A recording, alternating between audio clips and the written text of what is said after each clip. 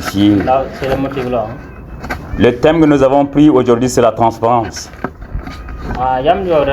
La transparence. Nous allons lire dans Genèse chapitre 2, verset 25. On commence par là. La transparence.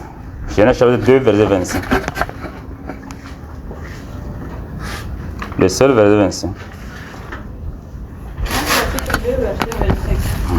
L'homme et sa femme étaient tous deux nus et ils n'en avaient point honte. Gloire à Dieu. C'est ça le texte que nous allons parler. La Bible dit l'homme et sa femme étaient tous les deux nus. Ils n'avaient point honte. Ils étaient tous les deux nus. L'homme voyait ce qui est dans la femme et la femme voyait ce qui est dans l'homme. Ils étaient tous les deux transparents. Il n'y avait rien de caché là-dessus. Tout le monde était transparent. Donc Dieu est en train de nous communiquer quoi dans ce message? Le premier loi dans le mariage, c'est la transparence. Le premier loi que Dieu nous donne ici dans ce message dans le mariage, c'est la transparence. Tout ce que tu connais, ton mari doit être au courant. Tout ce que ta femme sait, tu dois être au courant. Il n'y a pas un esprit de dissimulation dans la chrétienté. Quand nous sommes réellement des chrétiens, des hommes unis par Dieu, il n'y a pas de dissimulation, il n'y a pas quelque chose caché quelque part que tu peux cacher à ton mari ou toi cacher à ta femme, ça n'existe pas. Et si tu caches quelque chose, ça c'est des péchés. Le point central dans le mariage, c'est la transparence pour les chrétiens. Tu ne peux pas vivre dans la dissimulation, tu ne peux pas casser certaines choses. Il y a certains langages que nous libérons facilement. Non, ça là, c'est pas pour les femmes. Les femmes ne peuvent pas connaître ces choses parce que ça, ce n'est pas à la portée des femmes. Mais la Bible dit, tu quitteras ton père et ta mère s'attachera à ta femme. Je préfère même qu'on lise ce verset dans Genèse chapitre 2, verset 24. La Bible dit, c'est pourquoi l'homme quittera son père et sa mère s'attachera à sa femme. Ils deviendront une seule chair. Il y a certains témoignages que les hommes du monde ont fait. Ils ont dit que non, il y avait une pirogue. Dans la pirogue, il y a ton père et ta mère et ta femme. Maintenant, il est arrivé, je ne sais pas comment. L'autre, la pirogue est tombée dans l'eau. Et tu as la capacité de sauver une seule personne. Et tu vas sauver qui? Est-ce que tu vas sauver ton père? Ou tu vas sauver ta femme? Ou tu vas sauver ta mère? Les gens ont donné beaucoup de propos. Non, je vais sauver mon père. Non, je vais sauver ma femme. Non, je vais sauver... Mais la Bible dit, l'homme quittera son père et sa mère s'attachera à sa femme. Les deux deviendront une seule chair. Et si tu as quelqu'un à sauver ici, ce n'est plus ta mère. Ce n'est plus ton père et c'est ta femme. Et ça, même au ciel, même au ciel, le ciel est d'accord avec ça. Ça, c'est la volonté de Dieu. Tu ne peux pas aimer ton père plus que ton mari. Tu ne peux pas aimer ta femme, ta maman plus que ton mari. Tu ne peux pas aimer ta femme, ton père, ta maman plus que ta femme. Et ça n'existe pas. Dans la Bible dit, l'homme quittera son père et sa femme, son père et sa mère. Maintenant, comme tu es avec ta femme un seul chair, tu ne peux pas vivre dans la dissimulation. Tu ne dois pas cacher certaines choses à ta femme. Tu ne dois pas exclure ta femme en dehors de tes affaires. Il y a des gens qui sont là, même leur propre femme ne connaît pas le montant total de leur salaire mensuel. Ton mari gagne combien, tu ne sais pas.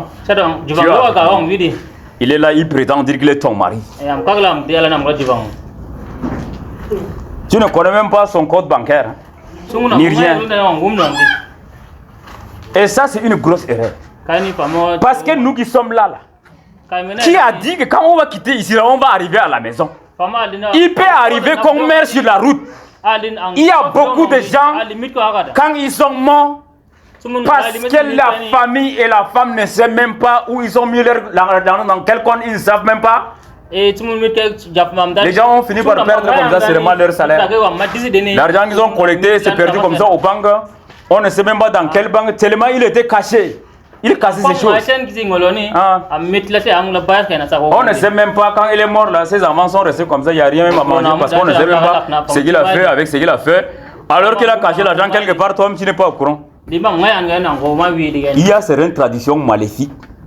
Parce que dans la tradition, il y a des côtés négatifs et des côtés positifs. Tu ne peux pas considérer toute la tradition parce que ça vient de mes parents. Il faut tamiser, voir le côté positif et le côté négatif. Dans la tradition, on dit non, la femme ne doit pas connaître le secret de l'homme. Ça, c'est un péché dans la tradition. Comment tu vas former le même corps avec quelqu'un et tu vas cacher aussi quelque chose en lui, avec lui? On peut aussi dire que ma main droite ne sait pas ce que ma main gauche sait. Est-ce que c'est vrai? Est-ce que c'est possible ça? Ça ne peut pas se passer. Si je suis en train de former le corps avec une seule personne, je ne peux pas lui cacher quelque chose. Et si je cache quelque chose, je suis en train de vivre dans le péché. Même le code de ton téléphone, ta femme ne connaît pas. Il y a certains messages qui viennent. C'est toi celle qui lit. Et toi, tu penses que tu es chrétien, hein, n'est-ce pas? Tu casses ça. Tout est caché comme ça. Il marre même quand il part au deal avec son téléphone. Oui, c'est ça. Hein? Ça, c'est la vie privée. Et maintenant, même si tu mets ton téléphone là, on va le jeter ou on va amener où? Parce que tu as des secrets tellement tu as caché qu'on ne connaît pas. C'est pitoyable. Nous devons réfléchir un peu. Parce que la seule chose que Dieu nous donne, c'est la transparence. Nous devons être transparents. Et même ta femme, si elle sait que tu ne caches rien à elle, elle va aussi rien te cacher.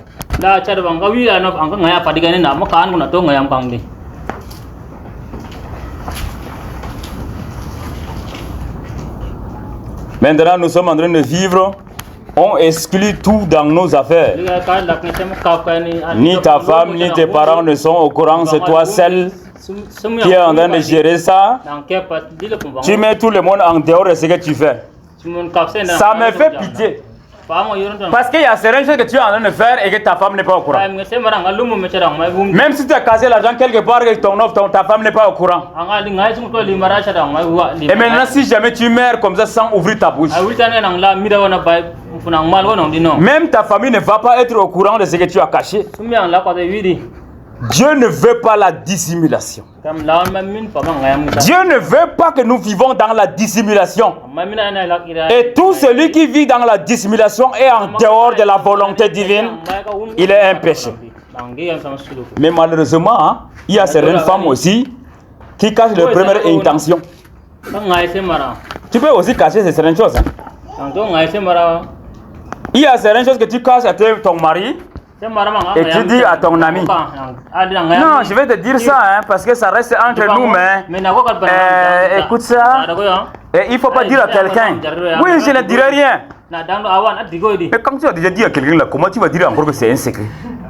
Parce que c'est déjà dévoilé et la personne peut ouvrir sa bouche facilement. Il peut arriver que vous ne vous entendez pas sur base d'un petit problème, seulement qu'elle est en colère et va dévoiler pour que toi tu sois ruiné. Si tu veux garder ton secret, garde ou soit dit à ton mari, c'est comme ça. Un secret, et même si ton mari, quand il apprend que tu as livré un secret dont il n'est pas au courant, il va s'énerver contre toi. Et malheureusement, il y a encore d'autres qui sont là avec leur mari, qui cassent certaines intentions. Tu as le numéro d'un dragueur dans ton téléphone, tu l'appelles, tu causes avec lui et tu parles avec lui nettement comme ça, vous riez. Et quand tu viens auprès de ton mari, ah chérie, je t'aime, n'est-ce pas? Vous savez, dans la vie, Dieu a créé un sens de justice dans la vie de l'homme. Il y a un sens de justice dans la vie de l'homme.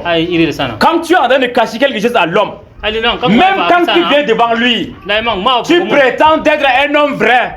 Il y a une sensation surnaturelle dans l'homme que Dieu lui a donné. Il peut prétendre de ne rien connaître, mais il sait. Il sait. Il va commencer à découvrir lui-même émotionnellement. Il va voir, il va constater seulement par un seul caractère qui est inhabituel. Il va commencer directement. Et Dieu va lui donner cette capacité de découvrir. Nous ne devons pas vivre dans la dissimulation. Tu ne veux pas cacher. Tu ne veux pas cacher parce que Dieu a besoin au ciel des hommes transparents. Si tu veux aller au ciel, sois transparent. Ne cache pas, ne mens pas. Si tu as fait quelque chose de mauvais et que quelqu'un est venu, dis-lui la vérité seulement. Même si ça blesse, même si ça le fait mal, tu ne peux pas le protéger en le mentant. Dis-lui que je fais ça. Et c'est ça. Devant Dieu, tu es déjà libéré. Et le problème, c'est avec lui. S'il te pardonne ou pas, c'est lui qui est sous la malédiction. Parce que tu as déjà livré ton cœur. Et c'est comme ça que Dieu nous veut. Dieu a besoin des hommes sereins, des hommes droits, des hommes transparents. C'est comme ça que nous devons marcher. On ne peut pas dire non, parce que si je dis la vérité là, les gens seront dérangés. Et non, si je dis la vérité là, donc je suis obligé de mentir. Non. Quand tu mens, le mensonge est un commandement que Dieu lui-même a donné sur le monde. Ça fait partie des 10 commandements de Dieu. Quand tu mens, tu sors en dehors de la grâce divine. Tu sors en dehors de la grâce divine, tu es dans le péché. Tu dois être transparent. Même devant qui il faut être transparent. Il faut dire la vérité. Sois centré seulement sur la vérité. Et que même si ça blesse ou pas, dis seulement la vérité. Ce que tu as vu et ce que tu as constaté, comme vrai et glorifiant le nom de Dieu, dis-la. Ne commence pas à casser tes premières intentions. Quand tu dis à ton mari, je pars ici, maintenant il te voit à Dembe. Je pars seulement ici et quand tu vois, tu es parti encore loin là-bas. Maintenant, quand tu reviens, tu es sûr qu'il va te faire confiance. Non. Et même Dieu n'est pas avec toi. Quand tu pars comme ça, Dieu n'est pas avec toi. Parce que tu as commencé par le mensonge, tu dois finir par le péché. Et ça, ce n'est pas l'identité des chrétiens. Les chrétiens, c'est quelqu'un qui est transparent. Il doit marcher dans la transparence. Et pour que le foyer marche bien, il faut que nous soyons tous les deux transparents. S'il y a l'esprit de dissimulation dans le foyer, vous allez voir, il y aura beaucoup de troubles. Il y aura beaucoup de troubles. Satan va constater que le péché est entré. Il a trouvé déjà une porte, lui aussi il va entrer. Il va susciter des pensées négatives. Il n'y aura pas de paix. C'est une façon d'enlever seulement la paix. Et ça commence par la dissimulation. Que le Seigneur bénisse sa parole.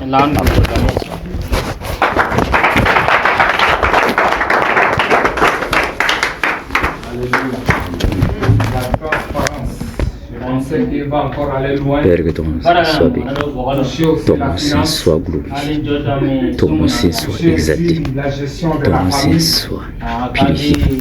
Merci Seigneur, que ton nom soit glorifié. Et ton âme, Père, cette paix, par que tu donnes.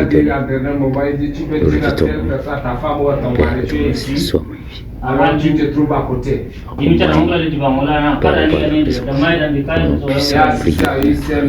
Au marché Tarodona. Vous c'est quoi? Là où on vend le poisson. Tarodona. On appelle le monsieur, on dit écoute, ta femme a fait l'accident ici.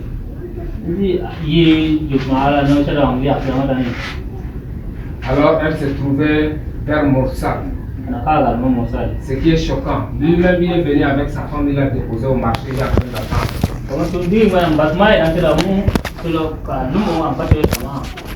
Et elle a pris votre chemin. Il dit non, ma femme je l'ai déposée au marché. Si elle est à Morsal, regardez bien, c'est pas ma femme. La police le demande, il dit c'est ta femme. On a passé le téléphone à la femme. Il a écouté la voix de sa femme. Mais il était arrivé. On va dire quoi? Tu vas dire quoi ton mari? Si c'est ton mari, tu vas dire quoi?